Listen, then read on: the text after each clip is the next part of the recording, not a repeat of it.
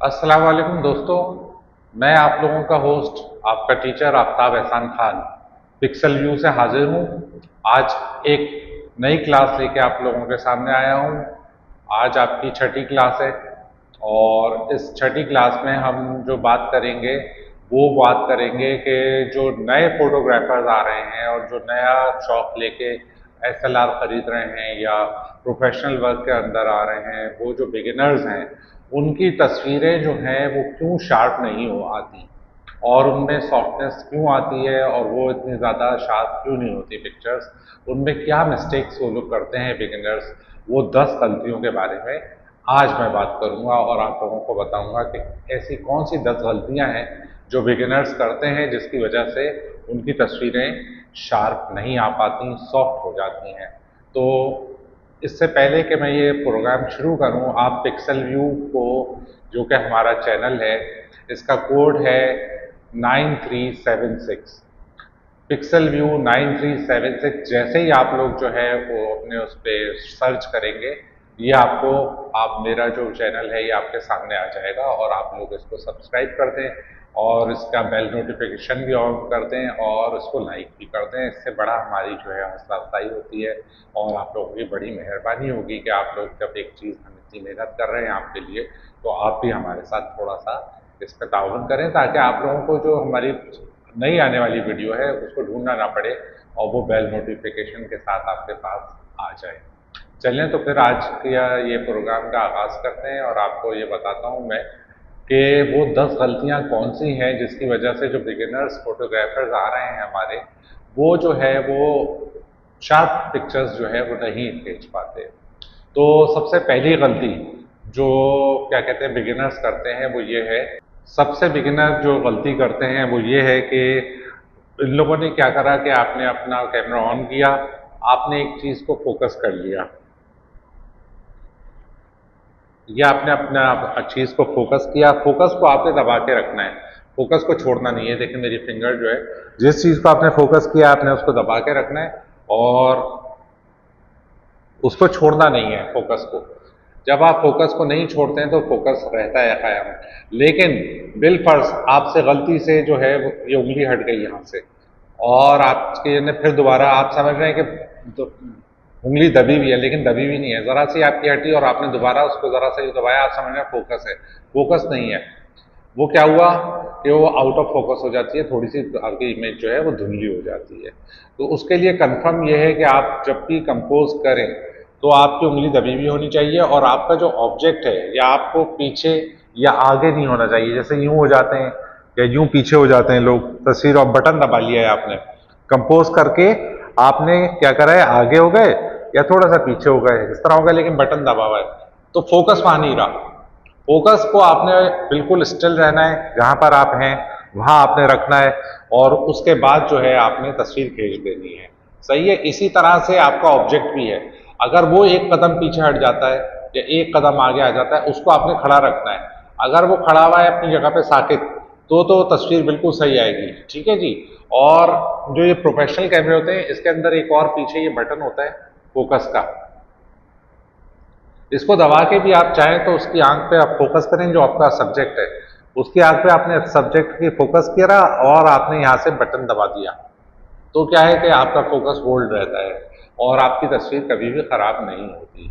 Number 1 point था ये जो मैंने आप लोगों को बताया। तो ये इस चीज़ को आप अवॉइड करें कि जब भी आप कंपोज करें आप लोग ये ध्यान रखें कि ना आप आगे हों ना पीछे हों, ना ही आपका सब्जेक्ट आगे पीछे हो। जहाँ पे आपने इसको लॉक किया है फोकस को, डेड लॉक वहीं कर रहे हैं और उसके बाद आप क्लिक कर दें।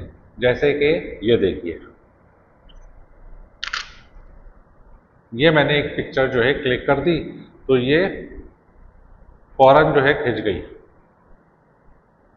अच्छा जनाब, अब पॉइंट नंबर 2 जो गलती है वो ये होती है कि जो आप फोकल लेंथ इस्तेमाल कर रहे हैं, बिलफर्ज जैसे कि आप एक प्राइम लेंस इस्तेमाल कर रहे हैं जो कि 85 mm की है, 85 mm की आप लेंस इस्तेमाल कर रहे हैं, तो आपको बिल्कुल ये चाहिए कि जिस फोकल लेंथ पे आपकी यानी कि लेंस है उससे आप क्या करें कि अपनी जो शटर स्पीड है, इसका असूल ये होता है कि उसकी शटर स्पीड दुगनी होनी चाहिए जो फोकल लेंथ है। जैसे 85 मिलीमीटर की आप लेंस यूज़ कर रहे हैं तो आपकी जो शटर स्पीड होगी वो 160 या 200 होनी चाहिए। 200 है तो बहुत अच्छा है। इसमें क्या होगा कि इसमें आपकी कभी भी तस्वीर खराब नहीं होगी और शार्प फोकस आएगा। तो हमेशा आप अपनी शटर स्पीड और अपनी जो क्या कहते हैं फोकल लेंथ है उसकी दुगनी रखेंगे। जैसे आप 100 मिलीमीटर की लेंस यूज़ कर रहे हैं तो उसके साथ आपने जो स्पीड यूज़ करनी है वो 200 यूज़ करनी है। ये इसका फार्मूला है कि आप जब इस्तेमाल करेंगे तो आपकी तस्वीर कभी धुंधली नहीं होगी। जो बिगिनर फोटोग्राफर्स होते हैं वो अमूमन ये गलती कर देते हैं कि अगर उनकी स्पीड जो है वो 80 यानी कि उनकी जो फोकल लेंथ है वो 85 मिलीमीटर की है या 100 मिलीमीटर की है, वो क्या करते हैं कि 125 पे या 100 पे ही रख के या 60 पे रख के जो है या 50 पे रख के तस्वीर खींच रहे होते हैं, जबकि उनकी फोकल लेंथ बड़ी होती है। उसकी वजह से क्या होता है उनकी तस्वीरें जो हैं वो ब्लर हो जाती हैं। एक तो ये वजह होती है। ठीक है जनाब, तो ये आपका आ गया नंबर 2 पॉइंट। तो हमेशा आपने जो फोकल लेंथ के जो है दुगनी स्पीड रखनी होगी। यानी कि अगर 100 मिलीमीटर की आपकी लेंस है तो आपने 200 यूज़ करनी है। अगर आपकी 85 मिलीमीटर की प्राइम लेंस है तो आपने 160 या 200 रखनी है। अगर 50 मिलीमीटर की आपकी लेंस है तो आपने 100 की स्पीड यूज़ करनी है, 125 पर सेकेंड की इस्तेमाल करनी है। ये है इसका तरीका कि आपका फोकस हमेशा पिन पॉइंट शार्प आएगा अगर आप इस उसूल पे चलेंगे कि जो फोकल लेंथ इस्तेमाल कर रहे हैं। और अगर आपने छोटा हल्की स्पीड यूज़ ही करनी है तो फिर आपको मजबूरी है ट्राइपॉड यूज़ करना पड़ेगा। ठीक है जी। चलें अब हम आपको अब हम लेके चलते हैं आपको थर्ड पॉइंट के ऊपर। थर्ड पॉइंट हमारा क्या है, तो अब हम आपको बताते हैं कि आपका थर्ड पॉइंट क्या है। थर्ड पॉइंट ये आप गलती करते हैं बिगिनर फोटोग्राफर्स, आप लोगों को ये नहीं मालूम होता कि आप कौन से फोकस के मोड में किस जगह पे आपको कौन सा फोकस मोड यूज़ करना है। जैसे फर्ज करें कि आप क्या करते हैं कि कोई आदमी बैठा हुआ है और आप उसकी तस्वीर खींच रहे हैं। आपने क्या है कि फोकस पे आपका ध्यान नहीं गया। फोकस जो है बहुत अहम चीज़ है और फोकस आपका है कंटिन्यूअस पे, कंटिन्यूअस सर्वो ऑटो फोकस के ऊपर हुआ है। तो आपने क्या करना है कि जब आप फोकस करते हैं बंदे को तो वो क्या करता है हंट करता है आसपास की चीज़ों को भी।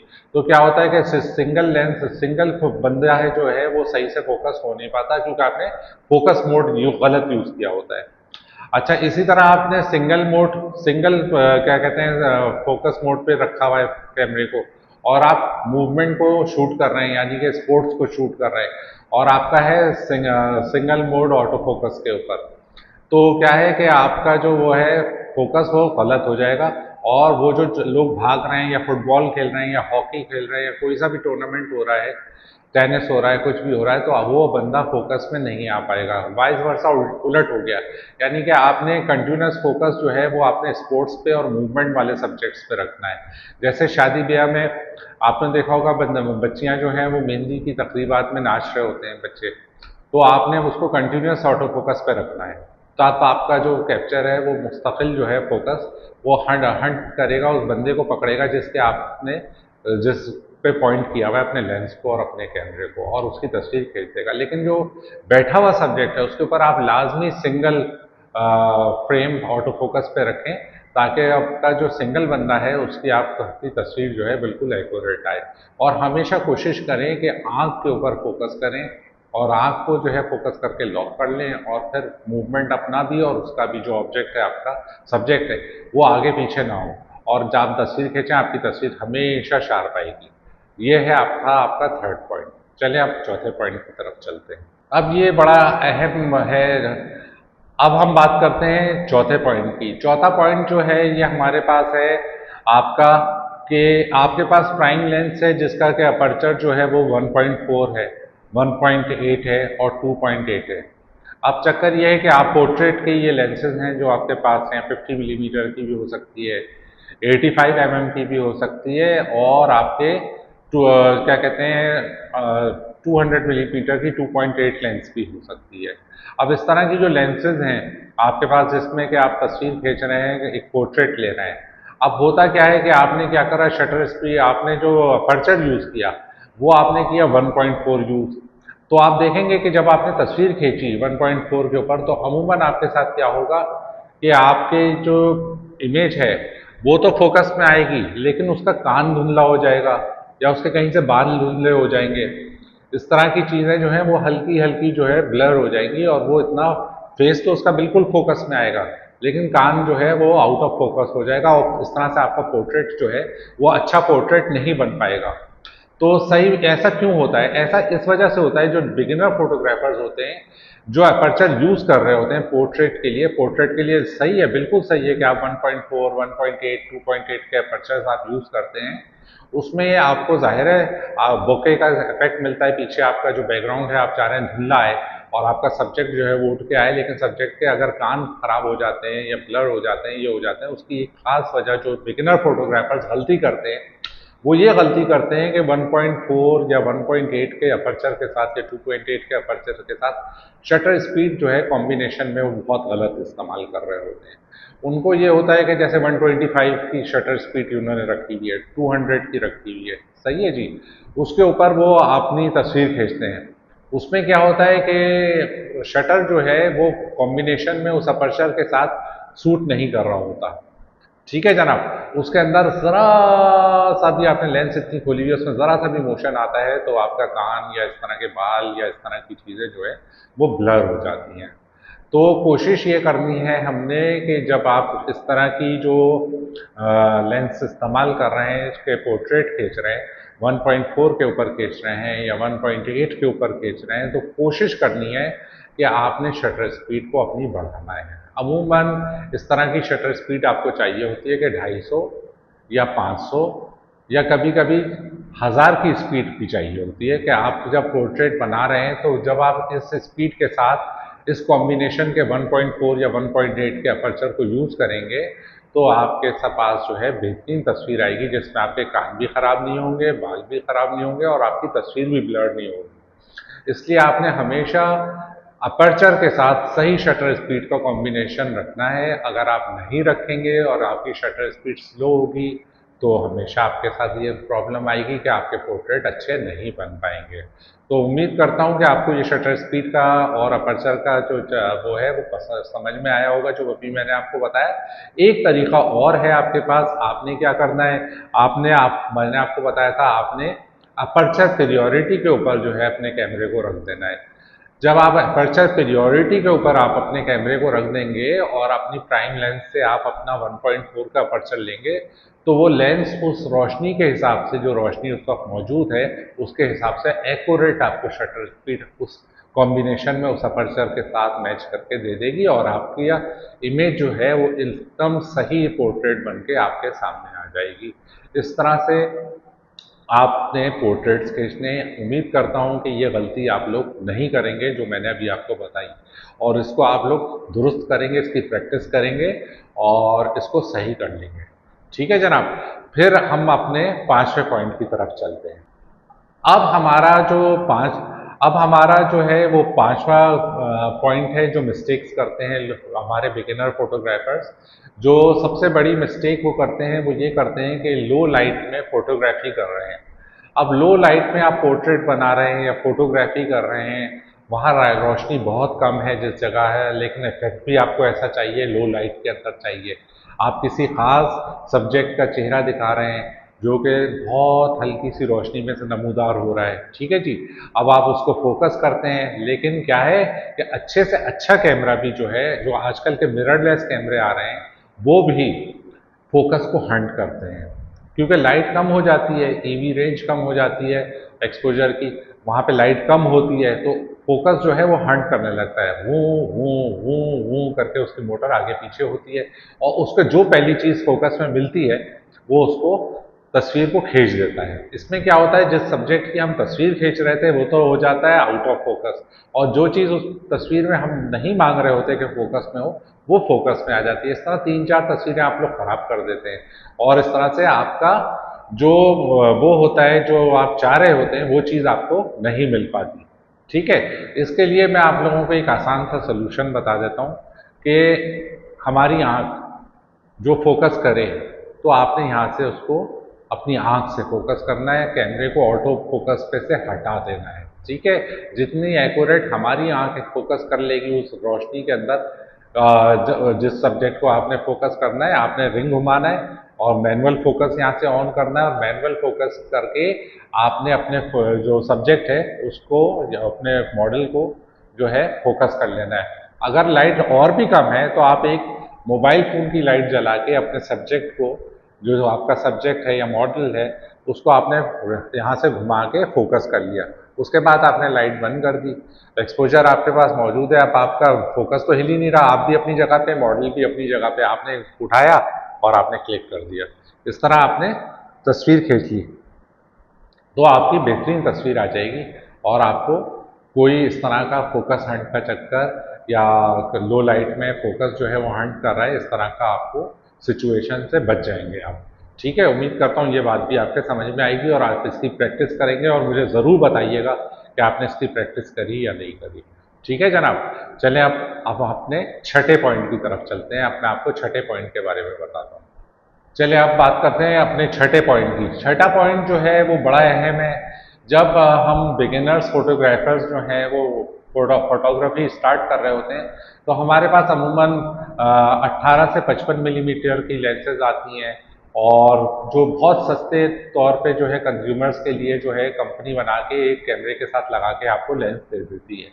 उसकी जो ग्लास क्वालिटी होती है वो भी इतनी अच्छी नहीं होती, और उसका जो अपर्चर होता है बहुत स्लो होता है। यानी कि 4.5 और 5.6 पे जो है वो काम कर रहे होते हैं अपर्चर्स जो हैं, यानी कि स्टार्ट जो उनकी बिगिनिंग्स होती हैं वो ही जो है बहुत स्लो अपर्चर से हो रही होती है, 4.5 और 5.6 से, जिसकी वजह से उसके अंदर लाइट की इतनी ज़्यादा मकदार पहुंच नहीं पाती लेंस के कि वो आपकी बहुत अच्छी तस्वीरें जो हैं वो उतार सकें, और उनकी जो क्वालिटी होती है लेंसेज की वो भी इतनी ख़ास नहीं होती, जिसकी वजह से आप लोगों को जो है इमेज की क्वालिटी में जो है ना कॉम्प्रोमाइज़ करना पड़ता है जब आप एक सस्ती क्वालिटी की लेंस अपने कैमरे पे लगाए हुए होते हैं।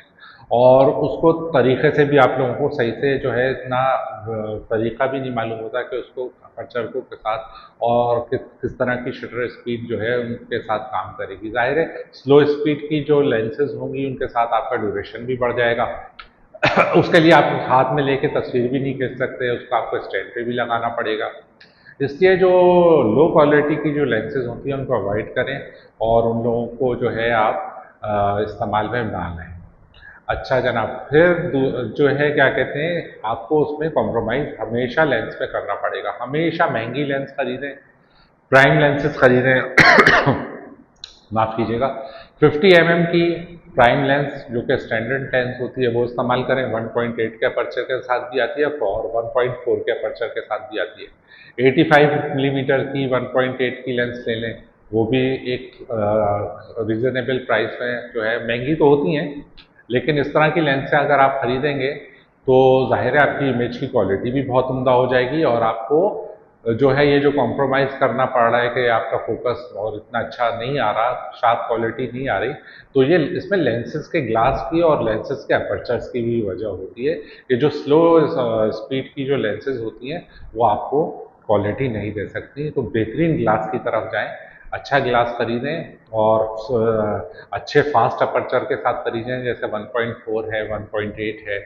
इसी तरह अपना क्या कहते हैं, 80 टू 200 मिलीमीटर की लेंसेज आती हैं 2.8 की, वो खरीदें। 70 टू 200 मिलीमीटर की 2.8 की लेंसेज आती हैं, सही है, जूम लेंसेज होती हैं, वो खरीदें, उनका ग्लास बहुत अच्छा होता है।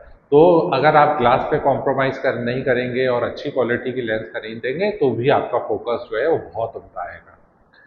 अच्छा जी, एक चीज़ और भी होती है, मैं मज़ीद बता दूं कि इसके अंदर जो है आपके पास वक्त आप पुरानी लेंस खरीद रहे होते हैं जिसके अंदर धूल मट्टी घुसी हुई होती है, या उस बंदे ने इतने अच्छे से नहीं इस्तेमाल करी होती है, उसमें गंद भरा हुआ होता है, मट्टी आई हुई होती है, धूल आई हुई होती है, तब भी आपका फोकस ख़राब होता है। या किसी लेंसेज के अंदर थोड़ा थोड़ा सा फंगस आया हुआ होता है, ठीक है, लोग अपनी वो लेंसेज आपको बेच देते हैं, उसमें भी ये होता है कि धुंधलापन आता है। तो उसमें यह है कि आप अपनी लेंस को जो है सर्विस सेंटर भेजें, उसकी सर्विस कराएं जिस कंपनी की वो लेंस है वहाँ से। जब वो लेंस साफ होके आएगी, सर्विस होके आएगी, तो भी आपकी क्वालिटी जो है वो सही हो जाएगी, और आपको जो है इस तरह की जो खराब धुंधली तस्वीरें आ रही थी वो नहीं आएंगी। चलिए अब हम अपने सेवन्थ पॉइंट की तरफ चलते हैं। 7वां पॉइंट मैं आपको बताता हूँ कि वो क्या है। अब 7वां नंबर का जो पॉइंट है ये बड़ा अहम है, और ये कुछ नए किस्म के जो कैमरे आ रहे हैं मिररलेस, उनके साथ ये चीज़ मौजूद भी है, और पुराने कैमरों में भी प्रोफेशनल में होता था, तो कुछ कैमरों में हुआ है, पुरानों में भी। लेकिन ये है कि अब जो मिररलेस प्रोफेशनल कैमराज आ रहे हैं उनके अंदर ये है कि आपको एक कैलिब्रेशन का, लेंस कैलिब्रेशन का विद कैमरा बॉडी, एक आपको जो है क्या कहते हैं मीडियम दे दिया गया है, उसके अंदर मोड दे दिया गया है आपको, कि आप उसको जो है निकॉन के अंदर जो है वो आता है, निकॉन में जो आता है वो ऑप्शन आता है ऑटो फोकस ट्यूनिंग के नाम से, कैलिब्रेशन का। ठीक है जनाब। और आपके जो कैनन के कैमरे हैं प्रोफेशनल, और क्या कहते हैं मिररलेस फुल फ्रेम के जो कैमरे आ रहे हैं, महंगे कैमरे हैं फुल फ्रेम के, उनके अंदर जो कैनन के अंदर आ रहा है उसके अंदर कैलिब्रेशन का जो वो आ रहा है, वो आ रहा है माइक्रो एडजस्टमेंट्स का। Micro adjustments auto focus calibration आ रहा है कैनन के अंदर। इस तरह से जो है कैनन कर रहा है, और इस तरह से निकॉन के अंदर ये आ रहा है। लेकिन आप जो है अपनी जो पुराने कैमरे हैं उनके साथ भी अगर आप कैलिब्रेशन चाहते हैं कि आपकी लेंस का जो है कैलिब्रेशन हो जाए, तो उसके लिए आपको एक थर्ड पार्टी जो है, एक क्या कहते हैं टूल आता है जिसका के नाम होता है जनाब, एक टूल आता है जिसका के नाम होता है lens alliance mark two. Lens alliance mark two जो कि फ्यूजन वाली कंपनी बनाती है, वो एक बॉक्स में आता है। उसकी मैं आपको अभी पिक्चर, उसके साथ मेरे साथ आप उसकी पिक्चर भी देख रहे होंगे तो उसके ऊपर, स्क्रीन के ऊपर। तो ये आप टूल खरीद के इससे भी आप लगा के जो है अपनी लेंस को कैलिब्रेट कर सकते हैं अपनी कैमरा बॉडी के साथ। और तो इसके बाद जो ऑप्शन रह जाता है वो आप अपने कैमरे को लेकर जाएं। थोड़ा सा मेहनत का काम है। आप अपने कैमरे की जो कंपनी है, निकॉन है, कैनन है, सोनी है, किसी भी कैमरा कंपनी में सर्विस सेंटर में आप जाएं, लेकर अपने कैमरे को वहां पर ले जाके आप उनसे कहें कि मेरी लेंस के साथ मेरे कैमरे को कैलिब्रेट कर दें, तो वो आपसे कुछ मुआवजा लेके जो है वो आपकी लेंस को कैमरे के साथ कैलिब्रेट भी करके दे सकते हैं। तो कैलिब्रेट करना बहुत ज़रूरी है एक प्रोफेशनल फोटोग्राफर के लिए, वरना लोग जो नॉर्मल खींचने वाले हैं वो ऐसे भी काम चला रहे हैं और खींचते हैं तस्वीरें। लेकिन जो डेड एक्यूरेसी चाहते हैं, जो प्रोफेशनल्स होते हैं, वो कैलिब्रेशन ज़रूर करते हैं अपने कैमरे की। ठीक है जनाब, ये था हमारा 7वां पॉइंट। चलें अब अपने 8वें पॉइंट की तरफ चलते हैं। अच्छा, अब मैं आपको जो बता रहा हूँ 8वां पॉइंट वो वही है कि आपने फर्ज करें कि कैमरा जो है अपना मॉडल की तरफ किया, अपने मॉडल की तरफ किया, और आपने बटन दबा के रखना है फोकस के लिए। लेकिन क्या है कि आपका मॉडल आगे पीछे हो जाता है। ठीक है जी, तो आपको दोबारा कंपोज करना पड़ेगा, और आपको दोबारा से जो है उसको कंपोज करके उसकी तस्वीर खींचनी पड़ेगी अपने मॉडल की। क्योंकि अगर आप दोबारा कंपोज नहीं करेंगे, वो एक कदम पीछे हो जाएगा या एक कदम आगे हो जाएगा, तब भी उसकी तस्वीर जो है वो आउट ऑफ फोकस हो जाएगी। तो ये आपको डेड श्योर करना है अपने कैमरे को बार बार, कि अगर वो मूव कर रहा है तो आपको बार बार उसको जो है फोकस करके उसकी तस्वीर खींचनी है। और जैसे ही आप तस्वीर खींचें, आपने क्लिक कर देना है, जैसे ही आपका फोकस लॉक हो जाए। ठीक है जी, ये था आपका 8वां पॉइंट। अब हम अपने 9वें पॉइंट के ऊपर चलते हैं। अब नंबर जो है ये है आपका नंबर 9 पॉइंट। नंबर 9 पे मैं आपको ये बताना चाहता हूँ कि आप सामने से सूरज आ रहा है या साइड से सूरज आ रहा है आपके सामने से।